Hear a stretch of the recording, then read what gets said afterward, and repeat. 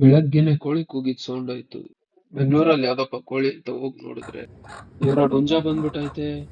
ಎಲ್ಲಿಂದ ಬಂತು ಅಂತ ನಮ್ಮ ಅಮ್ಮನ್ ಕೇಳಿದ್ರೆ ಮಾವ ತಂದಿಟ್ಟೋಯ್ತು ಅಂತ ಹೇಳ್ತು. ನನ್ನ ನೋಡಿ ಸ್ಟಾರ್ಟಿಂಗ್ ಅಲ್ಲಿ ಫುಲ್ ಗಲಾಟೆ ಮಾಡ್ದಿತ್ತು. ಆದ್ರೆ ಒಂದ್ ಸ್ವಲ್ಪ ಹೊತ್ತು ತಲೆ ಸಾರೋದ್ಮೇಲೆ ಫುಲ್ ಸೈಲೆಂಟ್ ಆಗೋಗದ. ಗೈಸ್, ನಂಗೊಂದ್ ಡೌಟು. ಈ ಡೌಟು ನಿಮ್ಗೂ ಬಂದಿರ್ಬೋದು, ಗೊತ್ತಿಲ್ಲ ಬಂದಿದ್ಯೋ ಇಲ್ವೋ ಅಂತ. ಲಾಸ್ಟ್ ಅಲ್ಲಿ ತಿಳಿಸಿ ನಂಗೆ ಕಮೆಂಟ್ ಬಾಕ್ಸ್ ಅಲ್ಲಿ. ಕೋಳಿ ಜೊತೆ ಆಟ ಆಡ್ತಾ ಕೂತಿದ್ದೆ. ನಮ್ಮಮ್ಮ ಕೋಳಿ ಜೊತೆ ಆಟ ಆಡಿದ್ ಸಾಕು, ಬಾ ಕೋಳಿ ಕ್ಲೀನ್ ಮಾಡ್ಸ್ಕೊಬಾ ಅಂತ ಹೇಳಿ ಅದು ನನ್ ಬ್ಯಾಗ್ ಹಾಕೊಟ್ರು.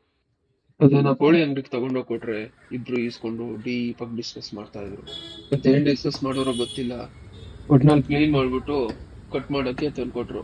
ಅಣ್ಣ ಅದನ್ನ ಕ್ಲೀನ್ ಆಗಿ ಕಟ್ ಮಾಡಿ ಒಂದ್ ಕವರ್ಗೆ ಹಾಕಿ ಕೊಟ್ಟ. ನಮ್ಗೆ ಡೌಟ್ ಶುರು ಆಗಿದ್ದೇ ಇಲ್ಲಿ.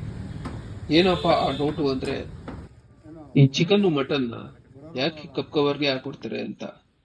ನಿಮ್ಗೆ ಏನಾದ್ರು ಗೊತ್ತಾ? ಗೊತ್ತಿದ್ರೆ ಕಮೆಂಟ್ ಮಾಡ್ತೀರಾ?